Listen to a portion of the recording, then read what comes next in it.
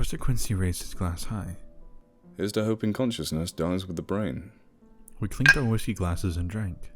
You're lucky I'll drink to anything, because that was a weird fucking toast, I said, wiping the remnant whiskey from my lips. The professor took another long gulp. God damn it, Burns, he said, wincing. It wasn't uncommon for us to have drunken nights like these, usually at a critical juncture before publishing a paper. Professor Quincy thought the alcohol helped our brains get past barriers known only to the sober mind, he would say. He shuffled papers and trinkets around his cluttered desk until he found an old-fashioned shoebox. There the blasted thing is, he said and slid its cover open. Now there's a relic, I said, taking another drink. Professor Quincy pulled a series of wires from the box. But in case consciousness does outlive the brain, my CDK-002 should tell you, he said. CDK-00... what? I said. He paused and looked at me, almost puzzled I wasn't following along. He did this a lot. Consciousness Detection Kit, CDK-002, he said. I shared that Google Drive folder with you like 6 months ago. Right, I said, not knowing which of our 600 shared Google Drive folders he was referring to. He plugged one end of the wires into his laptop and the other into a makeshift EEG headset. He slipped it over his head. How do I look? He said, shrugging his shoulders. I'm sorry, what are we doing here? I said. And why are you putting that on your head? At this point, you're probably wondering what happened to the CDK-001. He said, now clicking on his laptop. No. What I'm really wondering is why we're... Basically, it was a total flop. He said. I think it's because I used it on my mother after she had already died. You what? My mother died from a stroke a few months ago. You knew that, right? Professor Quincy said. Yeah, but... She died in her living room about 20 minutes before I stopped by with groceries. Yes, you did tell me that you found her dead. As fate would have it, however, I had just finished the prototype of my consciousness detection kit, and had it along with my laptop in my car. What exactly is the consciousness detection thing? I think I missed that Google Drive link. Right. It's a simple computer program that hooks up to brain sensors like this. My first CDK was very simple. If the program interface lit up white, it meant consciousness was detected. Not just brain activity? No. I mean, kind of. You know, consciousness can be detected based on a very specific pattern of EEG and SEG readings. That's the theory, anyway. What this program does is filter out any brain activity not related to consciousness and sees what we're left with. In other words, my mother had just died. Certainly she'd have some semblance of lingering brain activity.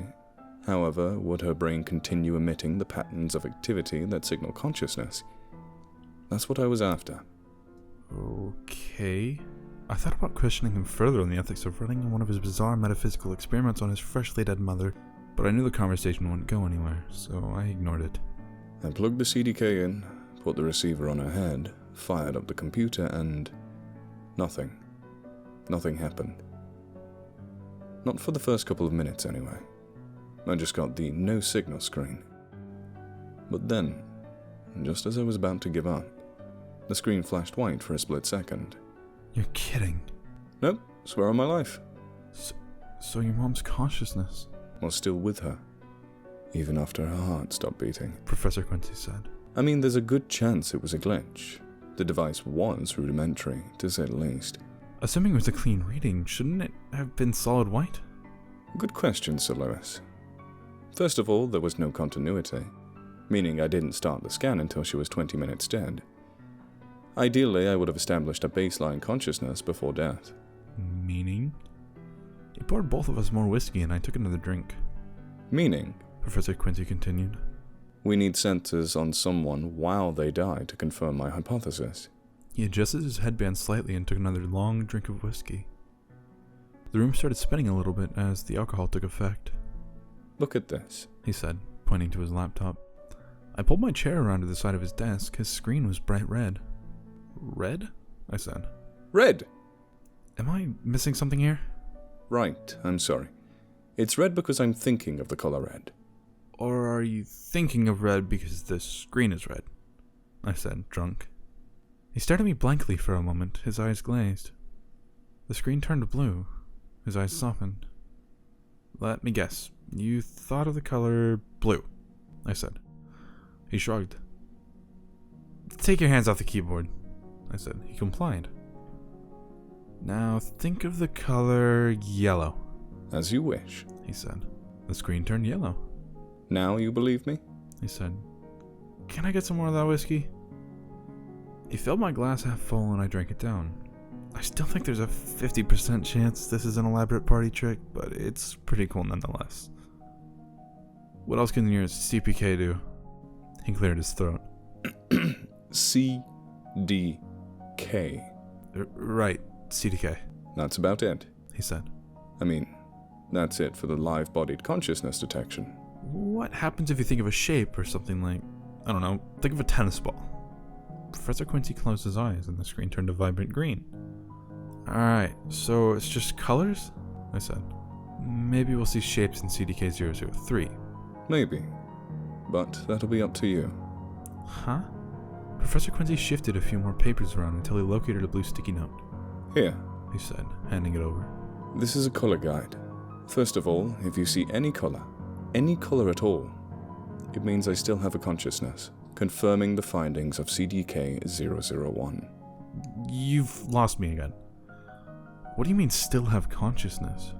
I'll think of a color based on what the other side is like. So if you see a white screen, meaning I'm thinking of the color white, then that means heaven is real. You know, the traditional pearly gates, infinite love, Christian heaven. If it's red, it means I've gone to hell. If it's black, it means I'm floating in the cosmos. If it's green, it means I've been reincarnated. Would that even work? I don't know. Then, of course, if the screen says no signal, it means that consciousness does in fact die with the brain, which would be the most ideal outcome in my opinion. It would also confirm that CDK-001 was a glitch, but that's fine. Die? Oh yeah, and if the screen is pink, that means something else entirely has happened. Something I didn't see coming. Got it? Can you slow down? Why are you telling me all this? There's a lot you can do with the CDK. Between the EEG and the CEG, it picks up all sorts of signals. A lot more than what's reflected on the simple color test. Play around with the user interface. I'm sure you'll uncover more than you could ever imagine. He said. He took one more long drink of whiskey and raised his glass, then threw it hard against the ground, shattering it into 100 different pieces. Well, that was out of character, I started. He pulled a pistol out of his desk drawer, pushed it against his chest, and pulled the trigger. His body slumped back in his chair while the crack of the gunshot reverberated through the room. My ears were ringing. Blood was splattered along the back wall. I muttered under my breath. Are you okay? I looked around the room slowly and stood up. My heart was beating in my throat. I reached for my phone with shaky hands, but before I could unlock it, something caught my attention. It was the color guide on the blue sticky note. I picked it up. Professor Quincy groaned and shifted slightly in his chair. He wasn't dead yet. Professor, can you hear me? I said. He stopped moving. I drunkenly stumbled to the door and pushed it open. Help! I yelled into the empty hallway. I heard footsteps from somewhere down the hall, but my vision was beyond blurry at that point. Anyone! I yelled. I looked down at the note. If Professor Quincy was going to die for science, I wasn't going to let my emotions get in the way of the results. White, heaven. Red, hell. Black, floating in space. Green, reincarnated. Pink, something else entirely. No signal. Consciousness is dead. Louis, what's going on? A woman's voice called from down the hall. Professor Quincy, he shot himself. Please, can you get help? I slurred. I had almost half a bottle of whiskey in me, mind you. Okay, hang tight. I'll call 911. She said. I stumbled back into the room and looked around. Half the office was covered in blood. Professor Quincy was still slumped back, a gaping hole in the middle of his chest. I felt his pulse. He was dead. I glanced at the screen. It said no signal. Consciousness does indeed die with the brain after all. I breathed a sigh of relief, then felt a wave of intense nausea pass over me. The room was spinning. My world turned black and I hit the floor. Sir, what is this? An EMT said, nudging me awake. He helped me sit up and I rubbed my eyes. The headband was still on Professor Quincy and the screen still said no signal. There were 5 EMTs in the rooms assessing the damage. It's a brain reader. Well, it was supposed to be. I don't know. It all happened so fast, I said. You can remove it. The EMT said to the other. If I was sober, maybe I would have made more of an effort to salvage the experiment at that point, but I was pretty sure the experiment was a flop at that point. As the EMT reached over to the professor's body, he hit the keyboard, inadvertently unmuting the computer. Loud digital distortion played over the laptop speakers. It sounded like a computer connecting to the internet back in the AOL days, but faster and more layered. What the hell is that noise? One of the EMTs said. My heart started pounding. I stood up and walked over to the professor's body, the digital distortion continuing with an inconceivable complexity. It was hypnotizing. It was crippling. It was engrossing. I looked around the room. Everyone was frozen, staring at the laptop. Can someone turn that thing off? Another EMT said, covering his ears. I pulled the headband off the professor's head, and the sound stopped. That thing is coming from his brain? An EMT asked. I think so, I whispered, slowly backing away. Another EMT standing in the back fell against the bookshelf, sending a few books crashing on the floor. Paul, you okay? Paul nodded and attempted to steady himself. Everyone good? The lead EMT said to the group. The room was silent. Can we get the hell out of here? An EMT said. They positioned Professor Quincy on a gurney, and the 4 of them hauled him out. The lead EMT instructed Paul to stay behind with me and help me get out of the building. I gathered the professor's laptop and my things and headed for the door. Paul was staring out the office's 4th floor window. I think I'm good to go, I said to him. He turned to look at me. Right, okay. As I turned the doorknob, Paul put his hand on my shoulder. What exactly was that noise? He whispered. I'm not entirely sure. The headband was supposed to read Braden signals. It was meant for visual interface, not audio, I said. He nodded impatiently. Okay, He said. He was sweating. Are you good? I said, still a bit woozy myself. Yeah, you go ahead. I'll get some of this cleaned up, He said. I obliged and walked myself out, where I found a scene of cop cars and ambulances outside. Professor Quincy was taken away, and I stood behind to give a statement to the police. While I was in the middle of telling the story, I heard a scream, then glass shattering. Someone help him! Someone screamed from the ground. I looked up and saw Paul, the EMT, standing in the broken window frame with Professor Quincy's office. A cop shined his light on him. Paul's face was pale and completely emotionless. Paul! Someone yelled. Paul extended his arms out and looked at the sky. While I watched him, I became entranced. The sound of the digital distortion came back to me. I think it was only in my head, though. Sir! Don't jump! Someone will come up to help you! A cop yelled. Unfazed, Paul leaned forward, falling 4 stories and landing headfirst on the concrete below with a wet thud. The cop, taking my statement, dropped his clipboard. Oh my God, he said and looked over at me, pale-faced. The scene broke out in chaos and I felt the nausea come back. I threw up next to the cop car and passed out again.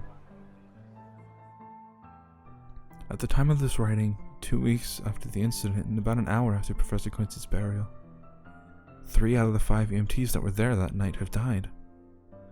First was Paul that jumped from the office window that night. Second was Randall, who died in a head-on collision 2 days later. Third was Gina, who swallowed a bottle of pills 4 nights ago. A 4th EMT has apparently disappeared but isn't presumed dead yet. The 5th has been checked into a mental hospital. Then there's me. I'm not dead, but my time is coming. I can feel it. I haven't slept a wink since that night. Every time I close my eyes, that horrible digital distortion sound engulfs me, nearly driving me insane. We uncovered something that night. Something horrible. I can't prove it, but I think we discovered a secret language or code that night, something that bypasses human logic and connects directly to our souls. It wants our souls. It needs our souls. For what, I don't know, but I can't hold on much longer. Goodbye.